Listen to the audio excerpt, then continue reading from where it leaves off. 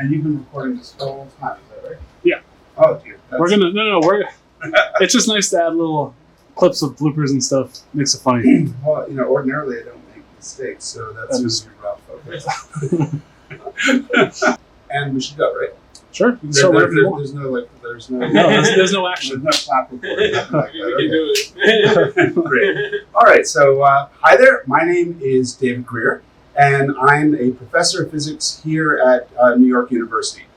So this is one of the fantastic demos we have in the Department of Physics at NYU, and it's called Hero's Engine.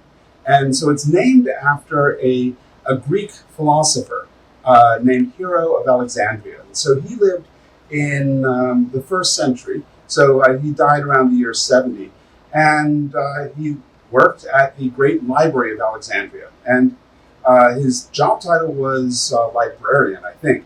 But what that really meant was that he was a scholar, he was a philosopher, and his role in the library was to create new knowledge, to assimilate the knowledge of the past, and to transmit all of that knowledge to the next generation. And in the course of that, he developed into one of the most prolific inventors of the ancient world. And so today we're going to talk about one of his inventions that I'd say historically it's fascinating, because if this thing had caught on with the Roman Empire, then the Roman Empire could have had an industrial revolution 1700 years before we actually had our industrial revolution. So it was so close. What we're going to be working with is the simplest of materials. So Hero's engine is based on water. So it's based on boiling water.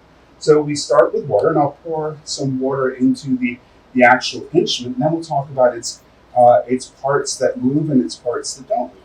So Hero's engine is essentially just a sealed container full of boiling water. So the water boils and it makes steam. And of course, the steam increases the pressure inside the boiler. And if that's all that was going on inside this thing, well, then eventually the pressure would build to the point that it explodes. And that was sort of one of the big problems with the Industrial Revolution we had. But Hero's engine is not just a closed volume. Well, we'll close it up a little bit. We'll put a cork in the hole here. It also has a couple of small pipes coming out of the boiler. When the water boils, it's going to form steam inside this volume. The pressure of the steam is going to build and build and build as we heat the water more and more. Now, that pressure involves water molecules bashing into the walls of the container. And ordinarily, if I've got one water molecule hitting to the left, there'll be another water molecule hitting to the right. Those two forces will balance, and everything will be in mechanical equilibrium.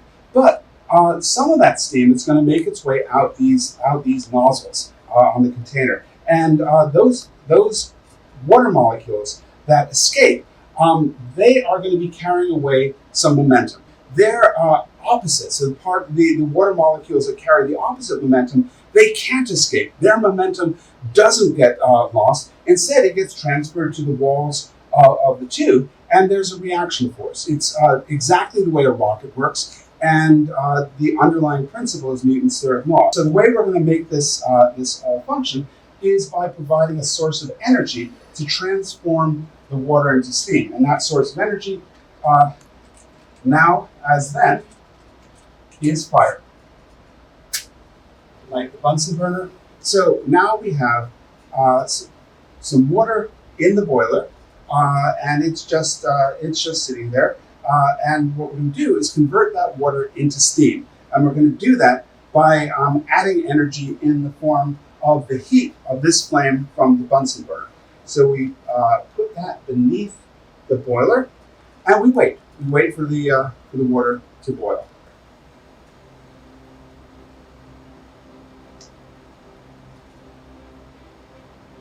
So you can already start to see the steam inside the pressure vessel blowing water droplets out of these little side arms. So the pressure is building inside. And what we're waiting for is for great jets of steam to come propelling out of these arms. And that's starting to happen. And as it happens, Hero's engine starts to turn. This is a revolution in philosophy and in natural philosophy and in what we would call today physics. This was the first demonstration of conversion of heat from the fire into mechanical work. So the heat from the flame is being turned into rotational kinetic energy.